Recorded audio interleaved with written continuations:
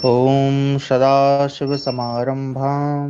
श्रीशङ्कराचार्यमध्यमाम् अस्मदाचार्यपर्यन्तां वन्दे गुरुपरम्परां भाष्यकारं वाक्यकारं वररुचिं भाष्यकारं पतञ्जलिं पाणिनिं सूत्रकारं च प्रणतोऽस्मि मुनित्रयम् नमस्ते शारदे देवी काश्मीरपुरवासिनी त्वामहं प्रणौमि नित्यं विद्याबुद्धिश्च देहि मे भवतानां समेषाम् अद्यतनीयकक्षायां हार्दिकं स्वागतम्। सभी को नमस्कार। जैसा कि आप जानते हैं, आज हमारी संस्कृत कक्षा का द्वितीय दिवस है। कल की कक्षा में हमने संस्कृत वर्णमाला का परिचयात्मक ज्ञान प्राप्त किया था। उस कक्षा में आप सभी को गृह कार्य दिया गया था कि आप उस वर्णमाला को याद करके स्मरण करके आएंगे। मैं आशा करता हूं कि आप में से बहुत सारे लोगों ने उसको याद कर लिया होगा, कंठस्थ कर लिया होगा। आज की कक्षा में हम उन्हीं उसी वर्णमाला के उच्चारण को जानेंगे कि हमारे जो संस्कृत अक्षर हैं, हमने जो पढ़े थे कल, स्वर और व्यंजन, उनका उच्चारण किस विधि से किया जाता है। हमारे संस्कृत शास्त्र में, या मैं कहूँ हमारे भारतीय शास्त्रों में, वेद में उच्चारण पर विशेष बल दिया जाता है। क्योंकि जैसा कि आप सबको विदित है, जब हमारे वेद हैं उनका एक द्वितीय नाम है श्रुति। श्रुति का अर्थ होता है सुना, जिसको सुना गया हो। तो पहले जब लिखने की व्यवस्था नहीं थी, तब हमारे जो आचार्य हैं, ऋषि मुनि हैं, वो अपने शिष्यों को पढ़कर बोलकर सिखाते थे, और जिसे सुनकर जो शिष्य हैं वो सभी ग्रहण करते थे। तो अब बोलकर और सुनकर ग्रहण करने में क्या होता है, कई बार जैसे आप जानते हैं, साइकोलॉजिकल फैक्ट है कि अगर हम 100 लोगों को एक लाइन में खड़ा करें और पहले व्यक्ति को अगर कोई सेंटेंस बताएं, तो जब वो पहले व्यक्ति से होते हुए 100वें व्यक्ति तक जाएगी तो वो बात पूरी तरह से बदल चुकी होती है। परंतु आप सोचिए कि इतने हजार वर्षों में भी हमारे जो वेद शास्त्र हैं वो बदले नहीं। उसका कारण ये है कि हमारे जो ऋषि मुनि हैं, उन्होंने उसके उच्चारण पर विशेष बल दिया। तो आज हम जानेंगे उच्चारण किस प्रकार होना चाहिए संस्कृत शब्दों का, और उच्चारण, अशुद्ध उच्चारण करने से क्या क्या परिणाम हो सकते हैं, उन सभी को हम समझेंगे। चलिए हम आज की कक्षा प्रारंभ करते हैं। तो आज का विषय प्रारंभ करने से पूर्व मैं कल की कक्षा में जो जो मैंने पढ़ाया था उसका एक बार मैं रिवीजन कर देता हूँ। अभी किसी ने निवेदन भी किया था चैटिंग में, तो पहले हम कल की कक्षा का एक बार सामान्य संक्षिप्त निरीक्षण कर लेते हैं। तो कल की कक्षा स्क्रीन देख पा रहे हैं? कोई भी एक व्यक्ति जो है, मैं चाहूंगा वो माइक जो है ओपन कर ले, ताकि अगर बीच में मैं बंद हो जाऊं तो वो मुझे सूचित कर दे। अपलोड जी क्या तू आप कर ले, मेरे ठीक है। जी क्या आप मेरे स्क्रीन को देख पा रहे हैं? हाँ जी, हाँ जी। जी। तो ये इसको मैंने कल से थोड़ा सा व्यवस्थित कर दिया है। ठीक है, कल की अपेक्षा ये अब थोड़ा सा आपको ठीक दिखाई देगा। तो कल हमने जो है संस्कृत वर्णमाला को पढ़ा, जिसमें हमने पढ़ा स्वरों को। ठीक है, उसको हमने दो भागों में बांटा। एक था ह्रस्व स्वर, एक था दीर्घ स्वर। ह्रस्व स्वर के अंतर्गत हमने पढ़ा, ह्रस्व स्वर के अंतर्गत 5 स्वर होते हैं, जैसा कि आप यहाँ देख पा रहे हैं, आ ई उ री और लुरी। तो ये जो लुरु है या लरी है, इसको लेकर कई लोगों को कंफ्यूजन था कि क्या ये भी स्वर है। तो जी हाँ, संस्कृत में ये भी एक स्वर है, और संस्कृत भाषा में इसका प्रयोग जो है अधिकतम वेद में हुआ है। सामान्य संस्कृत में इसका प्रयोग नहीं होता। इसके अतिरिक्त हमने स्वरों को दो अन्य भागों में बांटा था, जिसके अंतर्गत उन्हीं लघु या ह्रस्व स्वरों के दीर्घ स्वर थे, जैसे कि आ का दीर्घ आ, ई का दीर्घ ई, उ का दीर्घ उ, और री का दीर्घ री। और इसके अतिरिक्त 4 हमने पढ़े थे संयुक्त स्वर, ए आई ओ औ। इनको संयुक्त इसीलिए कहते हैं क्योंकि ये जो हैं दो स्वरों से मिलकर बनते हैं। उसके बाद हमने पढ़े व्यंजन, जिसमें हमने पढ़े वर्गीय व्यंजन। तो वर्गीय व्यंजनों की संख्या 25 है, और उनको हम 5 भागों में बांटते हैं, यथा कवर्ग, चवर्ग, टवर्ग, तवर्ग और पवर्ग। आप यहाँ देख पा रहे हैं। इनको याद रखने का सूत्र भी मैंने बताया था कि आप प्रत्येक वर्ग का पहला अक्षर याद कर लें।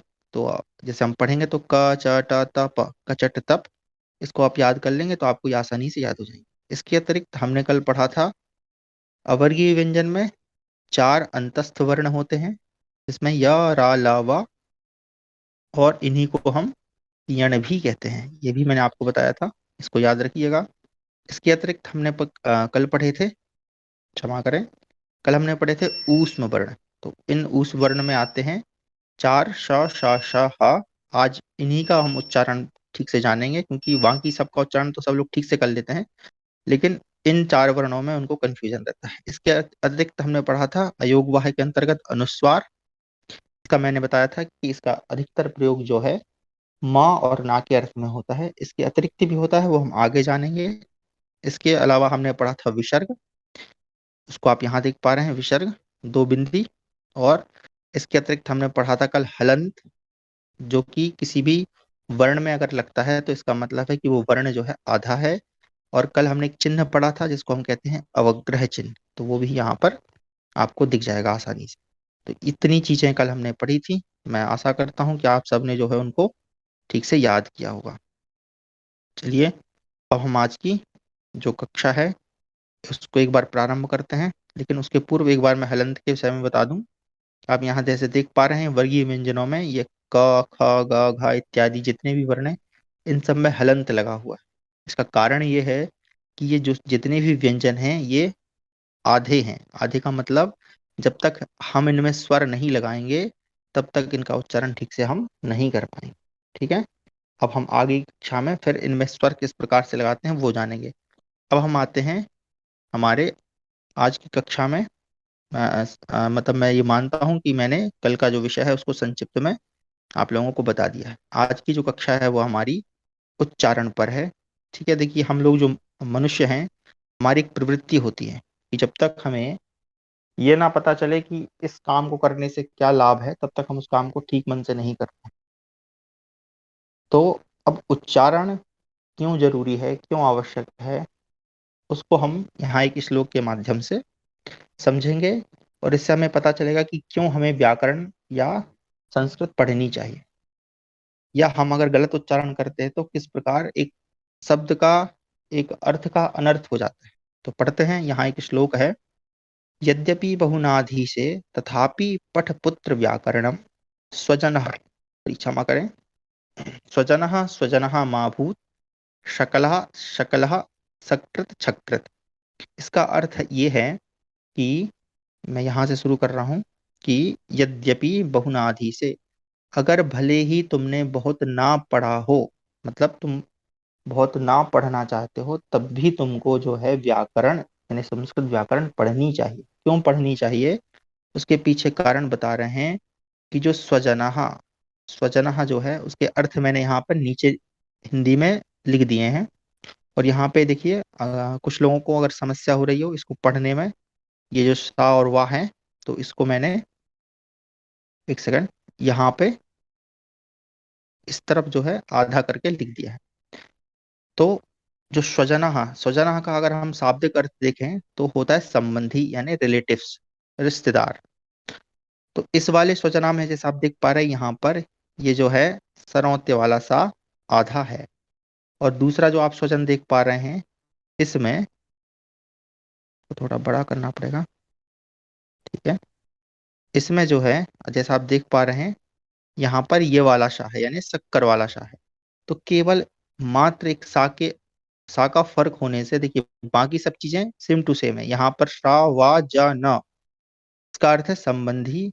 और मैंने केवल जो शुरू का अक्षर है, यहाँ पर आधा सा है और यहाँ पर भी आधा सा है, इस वाले सा को अगर मैंने ये वाला सा उच्चारण कर दिया तो उसका अर्थ हो जाता है ता यानी स्वान। स्वान को हम स्वजन बोलते हैं संस्कृत में, ये भी इसका एक पर्यायवाची है।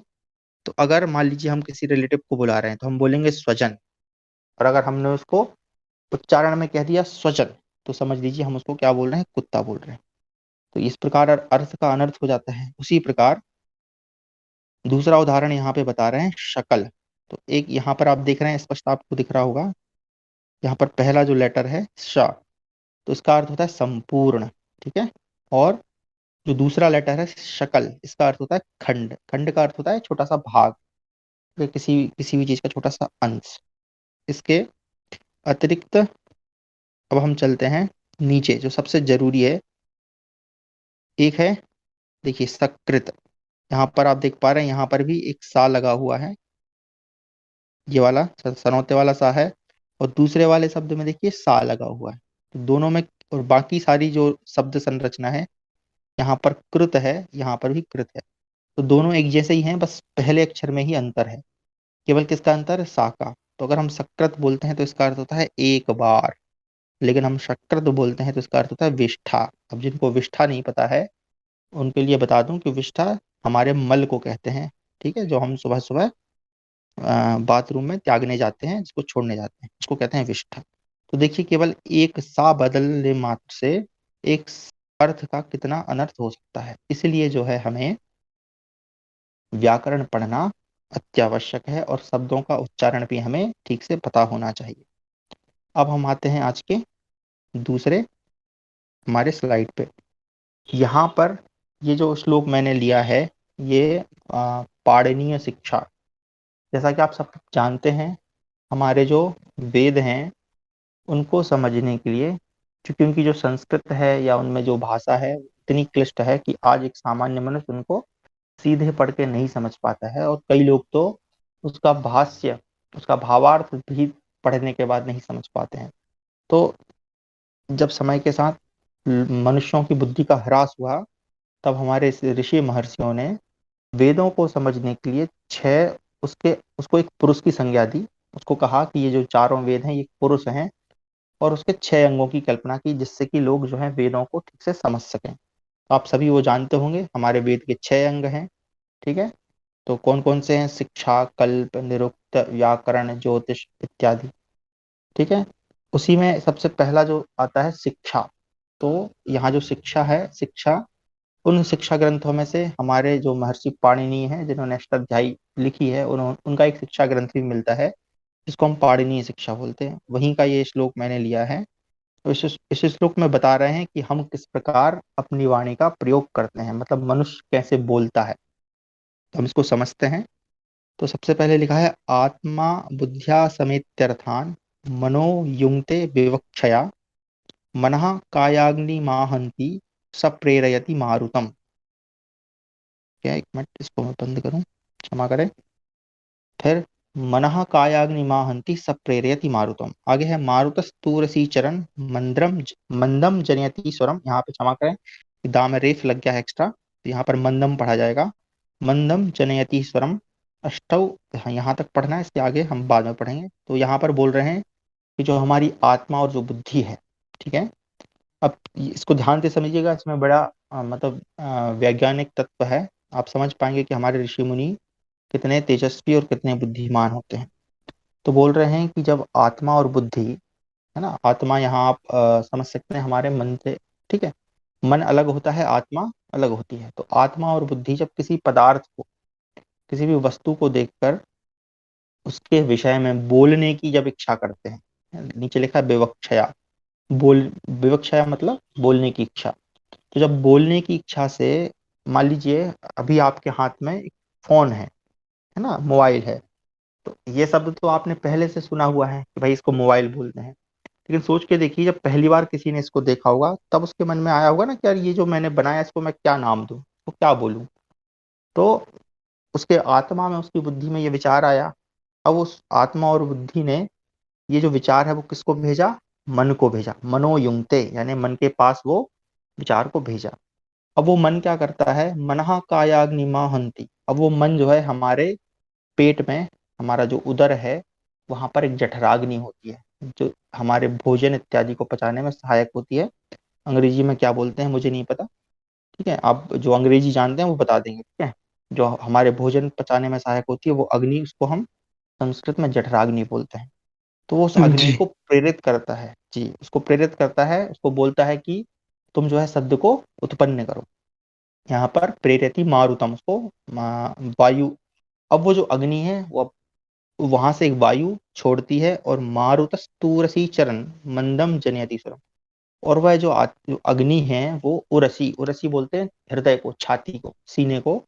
वो वायु जठराग्नि से होते हुए हमारे हृदय में आती है, और हृदय से जब वो, हृदय में जब वो पहुंच जाता है, तब जो है हम उस शब्द को फिर कहाँ पर, हृदय से वो वायु हमारे कंठ में, कंठ से आते हुए हमारे मुख के अलग अलग स्थानों पर पहुंचते हुए जनयति स्वरम, स्वर को उत्पन्न करती है। ये एक वैज्ञानिक पद्धति थी शब्दों को बोलने की। अब आप कल्पना करें कि जब पहली बार किसी ने इसको बोलने के बारे विषय में सोचा होगा, तब वो किस प्रकार से तो बोला होगा, कुछ इसी प्रकार से कि उसके मन में एक विचार आया कि मुझे बोलना है, ये जो पदार्थ ही क्या है। तो उसकी मन और बुद्धि ने विचार किया, और सॉरी माफ कीजिए, आत्मा और बुद्धि ने विचार किया, मन को प्रेरित किया, मन ने जो है जठराग्नि को प्रज्वलित किया, और प्रज्वलित करके फिर जो है हृदय स्थान पे उस वायु को भेजा, और वो वायु हमारे मुखमंडल से अलग अलग स्थानों को छूते हुए बाहर आ गई। उनके बारे में हम अभी आगे जानेंगे वो कौन कौन से स्थान है। अच्छा देखिए, कई बार आप, अच्छा इसका इसका प्रमाण क्या है, कई लोग बोलते हैं अरे ये सब ऐसी बातें हैं, तो इसका प्रमाण देखिए, इसका प्रत्यक्ष प्रमाण ये है, अगर हमारी जठराग्नि ठीक से प्रज्वलित ना हो ना, तो हमारे अंदर से स्वर नहीं निकलता है। जिन लोगों को लगता है कि हमारी जो वाणी है वो हमारे गले से आ रही है, वो कहीं ना कहीं गलत है। क्यों? जो भूखा होता है, जिसने कई दिनों तक भोजन नहीं किया, आप उससे बात करके देखिए, उसके मुंह से शब्द नहीं निकलते हैं। इसका कारण यह है कि उसकी जठराग्नि प्रज्वलित ही नहीं है, उसके पास अंदर कुछ ताकत ही नहीं है, तो वो अग्नि वायु को उत्पन्न ही नहीं कर पाती, इसलिए बेचारा वो ठीक से बोल नहीं पाता है। खैर, सर आई एम अब सो वो, सॉरी, जी सॉरी सॉरी सॉरी। शायद शायद जठराग्नि की बात नहीं हो रही है, शायद मतलब अग्नि की जी जी बात हो रही है, जो तत्व है। जी जी और जी। बाकी सर आप बेहतर जानते हैं, आई एम सो सॉरी। ना नहीं, ठीक है ठीक है, आप कह रहे हैं, सही कह रहे हैं, यहाँ पे कायाग्नि लिखा है, तो यहाँ पर जो मैंने इसका अर्थ है वो जठराग्नि से ही लिया है। मैं इसका अर्थ अभी आगे दिखाऊंगा आपको, ठीक है। एक मिनट देखिए, मैं यहाँ पे दिखा देता हूँ, ठीक है। यहाँ पर देखिए लिखा है, वह अग्नि वायु को प्रेरित करती है, तो जो हमारे शरीर की जो अग्नि है ना उसको, तो हमारे शरीर में तो एक ही अग्नि होती है, जठराग्नि, इसलिए मैंने इसका अर्थ जठराग्नि लिया था। अब आप लोग हमें जो है इस पर अलग से चर्चा कर सकते हैं। खैर, आगे चलते हैं, तो वो हमारे जो स्थान हैं कौन कौन से हैं उसको हम देखते हैं। अष्टौ स्थानानि वर्णानाम उरहा कंठा सिरस्तथा जिह्वा मूलम च दंताश्च नासिकोष्ठौ च तालु च। तो हमारे शरीर में, हमारे, माफ कीजिए, शरीर में नहीं कहना चाहिए मुझे, हमारे मुख में, हमारे आनन में 8 स्थानों को बताया गया है। वो क्या क्या है? उरहा, उरहा मतलब हमारी हृदय, हृदय प्रदेश, फिर है कंठ, सिरहा, फिर है जिह्वामूल और दंत, नासिका, ओष्ठ और तालु। ये जो 8 स्थान बताए गए हैं, हम ये 8 स्थानों से हम जो है वर्णों का उच्चारण करते हैं, ठीक है। अब हम आते हैं हमारे अगले इस पर, कि हम कहाँ से कैसे कैसे उच्चारण करेंगे। तो यहाँ आप सब देख पा रहे हैं, एक जीव का निशान है, ठीक है, एक जिह्वा आपको दिख रही है। अब जब उच्चारण करेंगे तब आप ध्यान रखिएगा, ये जो जीव का जो अग्रभाग है, इसको हम जीव का अग्रभाग बोलेंगे, मूल भाग। ये कहाँ कहाँ जाके लगता है, इस बात का आप विशेष ध्यान रखेंगे, ताकि आपको उच्चारण करने में कोई समस्या ना आए, ठीक है। अभी मैं आपको उच्चारण करके बताऊंगा भी, और आप लोग भी मेरे साथ उच्चारण करेंगे, ठीक है। तो अभी तक आपको इतना समझ में आ गया होगा कि हमें, हमारे जो ऋषि मुनि है वो उच्चारण पर इतना क्यों जो है जोर देते हैं, क्योंकि किसी शब्द का, किसी भी शब्द का अर्थ का अनर्थ ना हो जाए, ठीक है, इसलिए। अब हम आते हैं अपने पुनः उन्हीं वर्गों पर, हमारे व्यंजनों पर। अब हम यहाँ से जानेंगे कि हम इसको क्यों उच्चारित करते हैं, या उच्चारण का क्या महत्व है, ठीक है। अभी मैंने जो जीव का फोटो दिखाया था उसको आप ध्यान रखिएगा। फिलहाल थोड़ी देर के लिए अभी हम ये समझ लेते हैं कि हमारे जितने भी स्वर हैं, ठीक है, ये ह्रस्व स्वर हों, चाहे हमारे दीर्घ स्वर हों, चाहे संयुक्त स्वर हों। चलिए हम आते हैं हमारे वर्गीय व्यंजनों पे। फिलहाल मैं बात बता रहा था आपको कि अभी थोड़ी देर के लिए हम समझ लेते हैं, समझने के लिए, कि जितने भी स्वर हैं ये कहाँ से बोले जाते हैं, कंठ से, हमारे गले से बोले जाते हैं। सिर्फ अभी के लिए बता रहा हूँ, इसको सही मत समझिएगा, ये सही नहीं है, बस समझने के लिए, ताकि हम इनको अभी थोड़ी देर के लिए स्किप कर दें। तो ये जितने भी स्वर हैं हमने अभी समझ लिए कि ये जो है कंठ से बोले जा रहे हैं। अब हम आते हैं हमारे व्यंजनों पर। अब ध्यान से आप लोगों को म्यूट में ही मेरे साथ दोहराना है, और मैं चाहूंगा कोई भी एक व्यक्ति अपना माइक ओपन कर ले, ताकि वो मेरे प्रश्नों का उत्तर भी दे सके। तो सबसे पहले आप यहाँ देख रहे हैं हमारे पास है कवर्ग, ठीक है। तो मैं भी उच्चारण कर रहा हूँ, आप लोग मेरे पीछे पीछे दोहराइए। तो सबसे पहले हम कवर्ग पढ़ रहे हैं, तो क, ठीक है, क, ख, क ख ग, ग घ। घ ठीक है, बस 4 ही वर्ण। तो अब मेरा प्रश्न ये है कि आप बता सकते हैं कि ये जो चारों वर्ण है ये हम कहाँ से बोल रहे हैं? हमारे हमारे मुख में हम किस स्थान से इसका उच्चारण कर रहे हैं, बता सकते हैं क्या? गले से। ख ये जो टंग का पीछे वाला जीभ का जो पीछे वाला पॉइंट है वो गले से ऊपर से टच हो रहा है। क अच्छा जी, हाँ। और गुरुजी अभी हम सिर्फ और कोई? हवा के हाँ हाँ। जरिए बोल रहे हैं, आई थिंक शायद से। ख ओके ओके, ठीक है। देखिए, मैं बिल्कुल बच्चों जैसे पढ़ा पढ़ा रहा हूँ, तो वही आप ये बात है। मत समझिएगा। अभी सिर्फ एक व्यक्ति माइक ऑन रखे और बाकी सब लोग म्यूट करके अपना जो गला है उस पे अपना मतलब एक हाथ से मोबाइल पकड़े हैं, तो एक एक हाथ जो है गले पे रखें इस प्रकार से। मैं वीडियो खोल के नहीं दिखा सकता इसलिए नहीं दिखा देता। गले पे रखें और अब मेरे साथ कवर्ग को दोहराएं, केवल 4 वर्णों को, कवर्ग के जो शुरुआती 4। बोलिएगा अच्छे से, श्वास छोड़कर। क, ख, ग, घ। बोले, गले में हाथ रख के बोले अपने कंठ में। क ख ग घ। जी, अब मेरा प्रश्न ये है कि आपको वहां पे कोई कंपन या स्पंदन महसूस हुआ? जी गुरुजी, हुआ हुआ। हाँ, तो इसका अर्थ ये है कि हमारा ये जो कवर्ग है, यानी कवर्ग के जो 4 अक्षर हैं, है ना, ध्यान रखिएगा 5वां अक्षर नहीं ले रहा हूं मैं। 5वें अक्षर को मैंने भी छोड़ दिया है। तो ये जो चारों अक्षर है ये कहाँ से बोले जा रहे हैं? हमारे कंठ से। ठीक है, अब मैं बाद में पूछूंगा जो मैं पढ़ा रहा हूँ, इसलिए ध्यान रखिएगा। ये कहाँ से बोले जा रहे हैं? कंठ से। कंठ। याद रहेगा सबको? जी जी, अब नहीं, एक और विश्वास नहीं होता एक बार फिर से बोल के देख लें। गले पे हाथ रखें और बोले क, ख, ख ग, घ। तो आपको पता ख। चल जाएगा ये कहाँ से बोले जाते हैं? कंठ से। ठीक है, हाँ जी हाँ जी हाँ जी। चलिए। हाँ, अच्छा, अब आते हैं हमारे दूसरे वर्ग पे, जिसका नाम है चवर्ग। यहाँ आप देख पा रहे हैं मैं इन 4 वर्णों को ले रहा हूँ। हर एक वर्ग का जो 5वां अक्षर है उसको मैंने फिलहाल छोड़ दिया है, तो उस पर ध्यान ना दे, उसको बाद में बताएं। अब आते हैं हम लोग च, छ, ज, झ। ठीक है, एक बार आप अपने मन में बोल लें और माइक खुल के मुझे बताएं कि आप बता सकते हैं इनका उच्चारण आप कहाँ से कर रहे हैं? जी जो दांत से जीभ टच हो रही है। ओके, कोई और बोलना च चाहेगा? च च च। बोल, एक बार बोल के देख ले फिर बताएं। जी गुरुजी, जो तालू में दांत, सबसे ऊपर दांत। पीछे से जो है जीभ टच कर रही है तालू में ऊपर। अच्छा। तालू हाँ, में ये ऊपर टच ब्रह्म कर रहा है राक्षस, टंग। ब्रह्म राक्षस जी को पता है मतलब। यार अच्छी बात है, आपको आता है, बहुत अच्छी बात है। जिनको नहीं आता उनके लिए बताता हूँ। च देखिए, अभी मैंने आपको एक जीव च जीव का फोटो च दिखाया था, ठीक है। च। एक बार मैं फिर से दिखा देता हूँ, इसको तालू मैं में तो बैक टच करूँ। नहीं हो रहा। हाँ, ये जीव का जो फोटो दिखाया था मैंने आपको, इसका जो अग्रभाग है, ठीक है। अब ये जहां भी टच करे ना, उसको ध्यान रखिएगा, ठीक है। उसको ध्यान रखिएगा कि कहाँ टच कर रहा है। तो ध्यान रखते हुए अब मेरे साथ बोले चवर्ग। ठीक है, हाँ, धीरे धीरे बोलना है। च, छ, ज, झ। ठीक है, अब बोलने के बाद आपने मतलब महसूस किया होगा, आपका जो जीव है, जीव का जो पहला अग्र भाग है, छोटा सा जो आगे का भाग है, वो ऊपर की तरफ जा रहा है। एक बार फिर से बोले। च, छ, ज, झ। गया। अब वो यस। जिस हिस्से को टकरा रहा है, उस हिस्से को हम बोलते हैं तालु। क्या बोलते हैं? तालु। ठीक है, याद रहेगा सबको? तो इसका जी मतलब ये हुआ कि जो च वर्ग जी है, इसके गुरुजी। जो 4 अक्षर है, इनका उच्चारण हम करते हैं तालु से। ठीक है, अब इसी प्रकार हम आते हैं, अब हम यहाँ ये समझ गए, अब आप जल्दी जल्दी समझ जाएंगे, ठीक है। अब हमारा जो अगला है ट वर्ग, यहाँ पे आप देख रहे हैं। अब इसको आपको फिर से ध्यान रखना है। ट वर्ग बोलते समय आपका जीभ का जो अगला भाग है वो कहाँ टकराएगा, तो बोलिए मेरे साथ। ट, ठ, ड, ट, ढ। ढ। ट। ऊपर ये भी ऊपर जिनको ही नहीं टच कर आता रहा है है। वो बोलते जाएं, जिनको नहीं आ रहा ना, जिनको पढ़ना नहीं आता वो पढ़ भी लें, यहाँ से मैं पढ़ा भी रहा हूँ, समझ लीजिए। तो ट वर्ग का पहला अक्षर है ट, ट ठ, थ ड, ढ। ड ढ। हाँ, अब जहां अभी हमने चवर्ग बोला था तालु से, उसके और थोड़ा सा पीछे, वहां तक हमारी जीभ का अग्रभाग जा रहा है। क्या आप महसूस कर पा रहे हैं?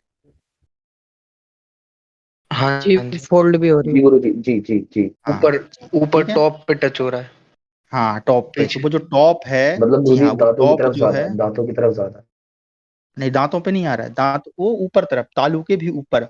जी ऊपर आप हाँ बोल रहे हैं जी, यहाँ पे। ऊपर चवर्ग से हाँ आ हाँ आगे जा छ रहा छ है। हुआ। छ जी छ जी छ छ ज झ में पहले दांतों के एकदम करीब में, मगर ट ठ ड ढ में एकदम तालू के अंदर तक जा रहा है।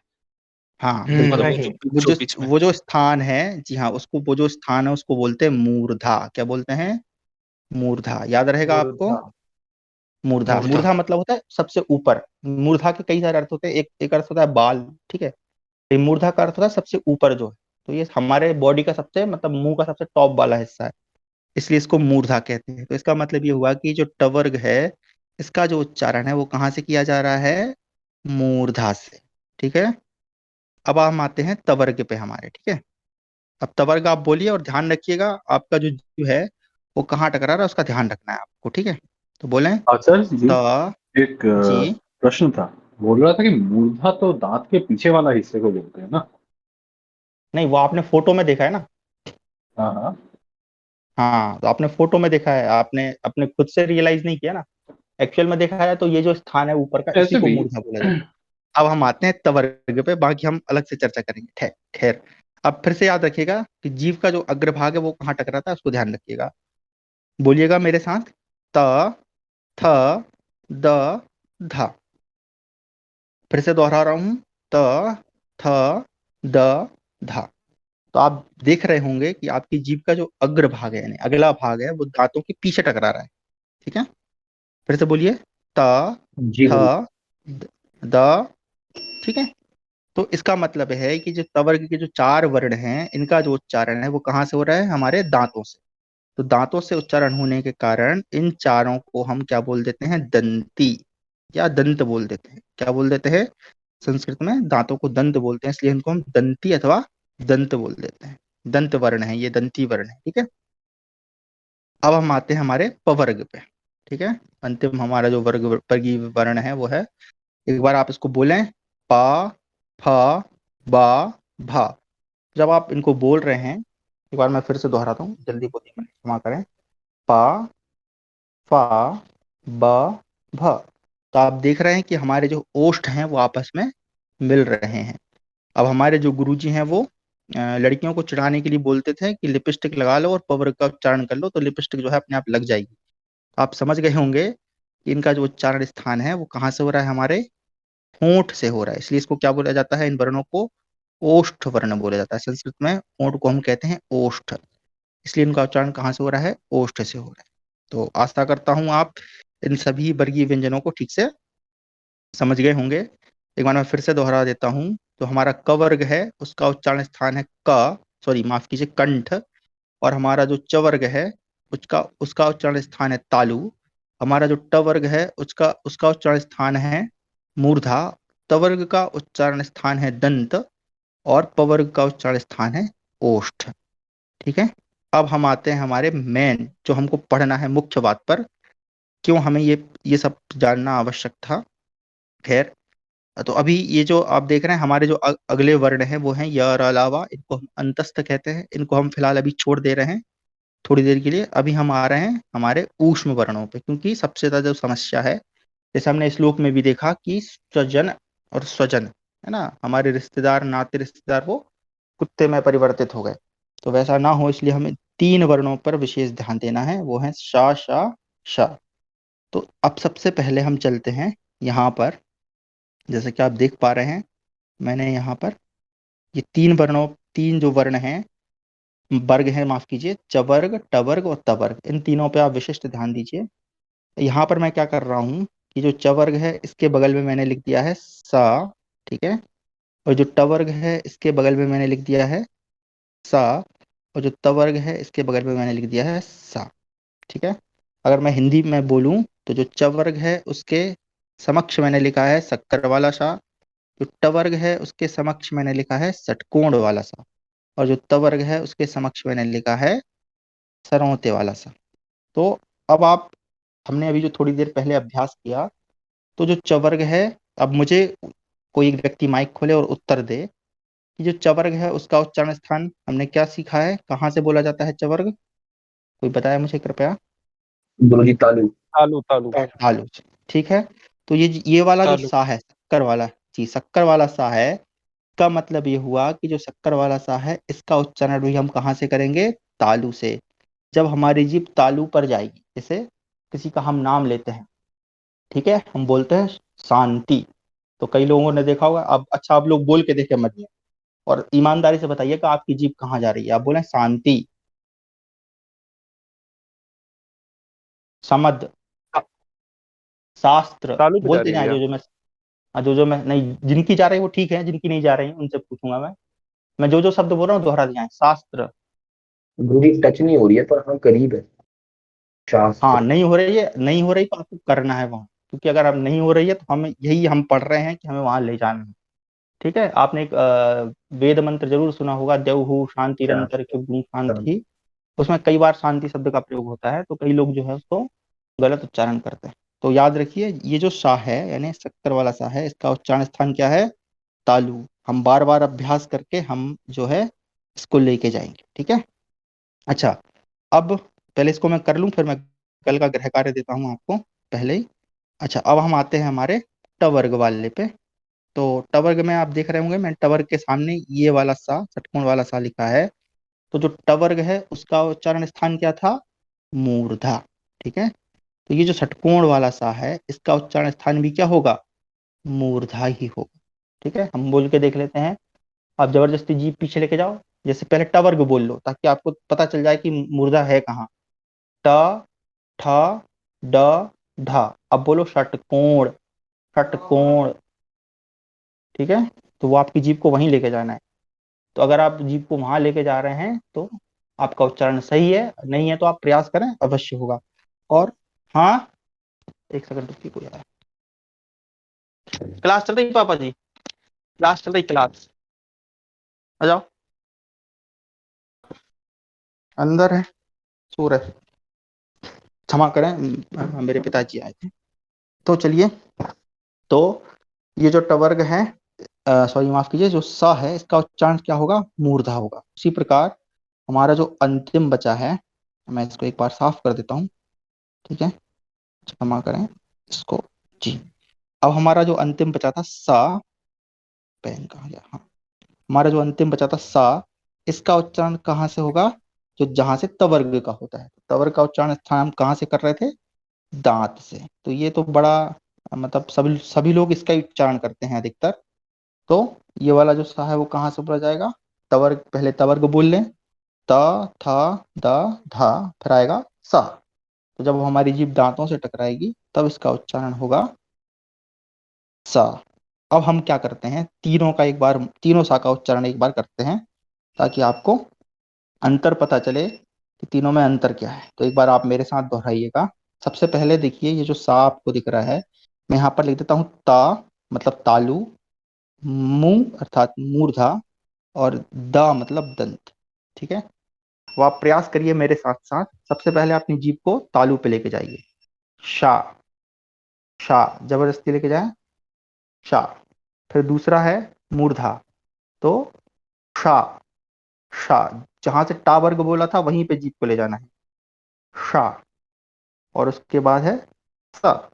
एक बार मैं तीनों को साथ में बोलता हूँ, शा, शा, स। फिर से शा, शा, शा। अब आई थिंक आपको पता चल रहा होगा कि तीनों के उच्चारण में क्या भेद है। तो अब आगे से मैं चाहूंगा कि आप इसी प्रकार से इसका उच्चारण करें। अब हमारे जो बाकी बचे हैं, जो बाकी हमारे जो वर्ण हैं, उनको हमें, क्षमा करें इसको एक बार, उनको भी हमें समझना है कि उन सब का उच्चारण कहाँ कहाँ से किया जाता है। तो अभी मैंने थोड़ी देर के लिए आपको पहले जो है स्वरों को छोड़ दिया था, आपको सबको बता दिया था कि अभी कंठ मान के चलें, है ना। लेकिन अब हम हर एक वर्ग वर्ण का अलग अलग उच्चारण समझेंगे। उसके पहले हमें एक चीज समझनी पड़ेगी। मैं, रुकिए, जो मैं आपको यहाँ बता दे रहा हूँ, हमारे पास एक सूत्र है, कु, चू, टू, तू और पू। ठीक है, इसको बोलते हैं कु, चू, टू, तू, पू। ये एक व्याकरण का सूत्र है। ठीक है, इसका अर्थ है, कु मतलब होता है कवर्ग, टू मतलब होता है चवर्ग, टू मतलब होता है टवर्ग, टू मतलब होता है तवर्ग, और पू मतलब होता है पवर्ग। ठीक है, इसको ध्यान रखे रहिएगा। अब हम फटाफट आते हैं हमारे हर एक वर्ण के उच्चारण पे। तो यहाँ पर मैंने प्रत्येक वर्ग का उच्चारण जो है लिखा हुआ है, ठीक है। सबसे पहले कंठ, जैसा कि आप यहाँ देख पा रहे हैं, कंठ, ठीक है। तो थोड़ा जूम कर देते हैं। तो कंठ के लिए क्या क्या बोला जा रहा है, इसका एक सूत्र है संस्कृत व्याकरण में, अकुह विसर्जनीया नाम कंठा, यानी कि जो अ है, अवर्ण है, वो कु, अभी बताया मैंने आपको, कु मतलब होता है कवर्ग। तो कवर्ग मतलब का, खा, गा, घा, बस, क्षमा करें, कवर्ग में केवल 4 अक्षरों को ही लेना है, पांचवे को क्यों छोड़ना वो आप आगे समझ जाएंगे। तो आ मतलब ह्रस्व आ। अब आ मतलब ये है कि चाहे ह्रस्व हो चाहे दीर्घ हो, है ना, ये दोनों एक ही फैमिली के हैं। तो अगर मैं आ बोलूंगा तो दूसरा भी आप समझिएगा समझ में। तो चाहे ह्रस्व हो चाहे दीर्घ हो, मतलब आ मतलब आ, पु मतलब कवर्ग, और बोलना है विसर्जनीय। विसर्जनीय मतलब विसर्ग, जो हमने कल पढ़े थे अयोगवाह में, है ना, अनुस्वार और विसर्ग।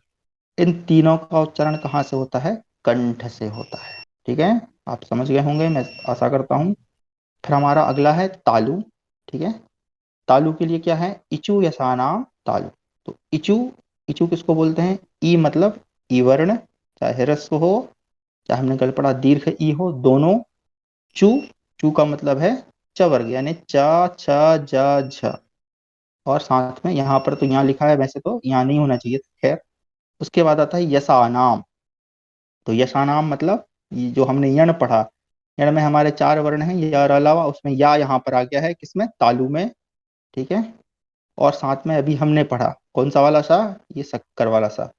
तो ई, ये दोनों ई, च, सा और या, इन सब का उच्चारण कहाँ से किया जाता है, तालु से, ठीक है। अब बोल के देखिए आप ई, तो वहीं आपका जीभ जाएगा, ठीक है।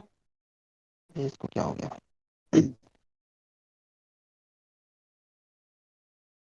ठीक है। उसके बाद आता है हमारा मूर्धा। तो मूर्धा से क्या क्या बोला जाता है, तो री, जो ऋषि की मात्रा हमने कल पढ़ी थी, वो स्वर में री। टू मतलब, यहाँ पे आप देख रहे होंगे, ऋतु रसाणाम मूर्धा। टू मतलब टवर्ग, रा, है ना, या रा लवा का या बोला जाता है तालु से, रा बोला जाता है मूर्धा से। फिर आता है शा, जो हमने अभी पढ़ा, षटकोण वाला सा, ये कहाँ से बोले जाएंगे, मूर्धा से, ठीक है। इसके उपरांत आता है हमारा अगला सूत्र है लृतु लशानाम दंतः। तो इसके अंदर क्या क्या गया, अब देखिए, कल जो प्रश्न पूछ रहे थे कि ये जो, एक सेकंड, ये जो लृ है, ये और ये ला, ये दोनों भिन्न है क्या, बिल्कुल भिन्न है, कल मैंने बताया था। यहाँ पर उन दोनों का देखिए अलग अलग लिखा हुआ है कि लृ मतलब जो स्वर वाला लृ है वो तू, तू का मतलब है तवर्ग, और ल, ठीक है। और कौन सा वाला सा, सरौते वाला सा। इस तवर्ग का मतलब ता, था, दा, धा, ठीक है। तो ये इतने सारे वर्ण जो है वो कहाँ से बोले जाएंगे, तो दंताह मतलब दांत से बोले जाएंगे, ठीक है। फिर हम आते हैं अगले वाले पे, ठीक है। अगले वाले में आते हैं उपपदमानिया नाम ओष्ठौ। तो जो उपपदमानिया मतलब क्या हो गया, उ मतलब उवर्ण, सॉरी यहाँ से उवर्ण, पु मतलब पवर्ग, ठीक है। और उसके बाद आ गया उपपदमानियम। ये उपपदमानिय क्या है, ये थोड़ा सा अलग विषय हो जाएगा, इसलिए मैं फिलहाल इसको नहीं बता रहा हूँ। अभी आप इतना समझ के रखें कि उ और पवर्ग, इनका उच्चारण कहाँ से होता है, ओष्ठ यानी कि ओंठों से होता है, ठीक है। इसके उपरांत हम चलते हैं। अब देखिए, अभी हमने जब वर्णों का उच्चारण पढ़ रहे थे तब मैंने प्रत्येक वर्ग के 5वें अक्षर को छोड़ दिया था। अगर वो फोटो आपके पास है तो आप उसको ध्यान से देखें। तो ये जो 5 वर्ण हैं, है ना, य, ज्ञ, ञ, ण, न, म, ये जो 5 वर्ण आपको यहाँ दिख रहे हैं, ये 5 वर्ण वही हैं जो प्रत्येक वर्ग का अंतिम अक्षर है। जैसे कवर्ग का अंतिम अक्षर है ज्ञ, चवर्ग का है ञ, और टवर्ग का है ण, तवर्ग का है न, पवर्ग का है म। तो ये जो प्रत्येक वर्ग का जो 5वां अक्षर है, इनका उच्चारण कहाँ से किया जाता है, तो बोल रहे हैं यम गणना नाम नासिका च, नाक से इनको बोला जाता है। आप चाहें तो एक बार बोल के देख लें मेरे साथ, ज्ञ, ञ, ण, न, म, ठीक है। उसके बाद आ जाते हैं हम लोग, हमारे जो कुछ स्वर बच गए हैं उनको देख लेते हैं। बोल रहे हैं ए दौतो कंठ तालु। ए दौतो में मतलब क्या होता है, ए और आई, ठीक है, यहाँ आप देख पा रहे हैं ए और आई, इन दोनों का उच्चारण स्थान है कंठ और तालु। अब बोले जहां पर हमारी जीभ जो है तालु में जाएगी और स्वरों का जो है वो कहाँ से निकलेंगे, कंठ से निकलेंगे, ठीक है, ए आई, ठीक है। उसी प्रकार से अगला है ओ औ, तो इनका उच्चारण स्थान क्या है, कंठोष्ठम। अब बोले ओ औ, तो इसमें आपके ओष्ठ भी चलेंगे, यानी ओंठ भी काम करेंगे और ध्वनि जो है कंठ से भी आएगी। और अंतिम जो हमारा सबसे महत्वपूर्ण अक्षर है वो है वा।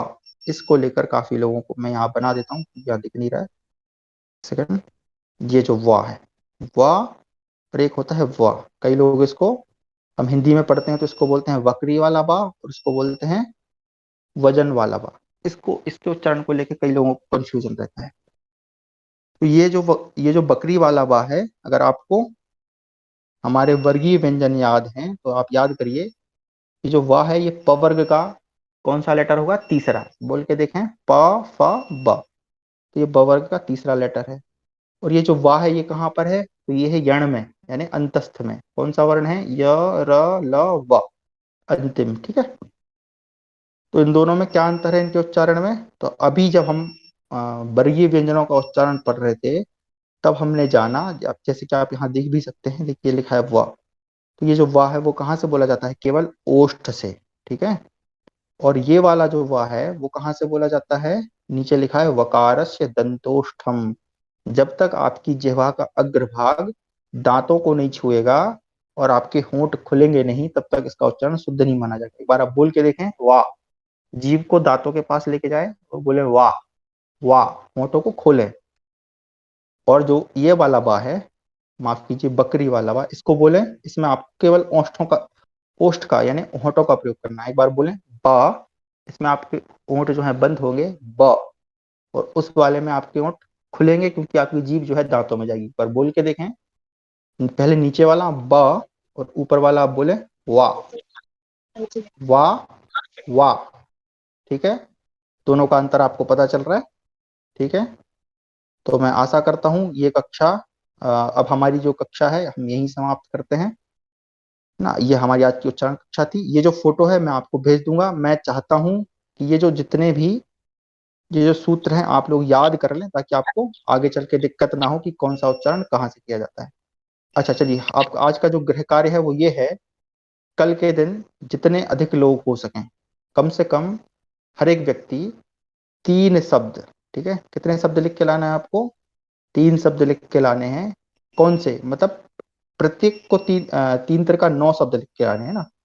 9 शब्द कौन से लिख के लाने हैं, ये वाले साके, ये वाले साके और ये वाले साके, ठीक है। तो तीनों प्रकार के सा हैं, उन तीनों तीनों को जो है आपको लिख कर लाना है, हर एक व्यक्ति को 3 3 शब्द। मतलब एक साथ से 3 शब्द, दूसरे साथ से 3 शब्द और तीसरे साथ से 3 शब्द। अच्छा, इसके साथ ही मैं एक चीज और बताना भूल गया, बता देता हूँ। यहाँ पर जो ह वर्ण है, ठीक है, माफ कीजिए, ह वर्ण जो है वो कहाँ से उच्चारण किया जाता है, कंठ से, है ना। यहाँ पर अकुह विसर्जनीयाम कंठ आता, तो कंठ से क्या हो गया, अवर्ण, कु यानी कवर्ग, और हा मतलब हा, और विसर्ग यानी विसर्ग। इन सब का उच्चारण हम जो है कंठ से करते हैं। धन्यवाद। अब मैं पहले मौन हो जाता हूँ ताकि आप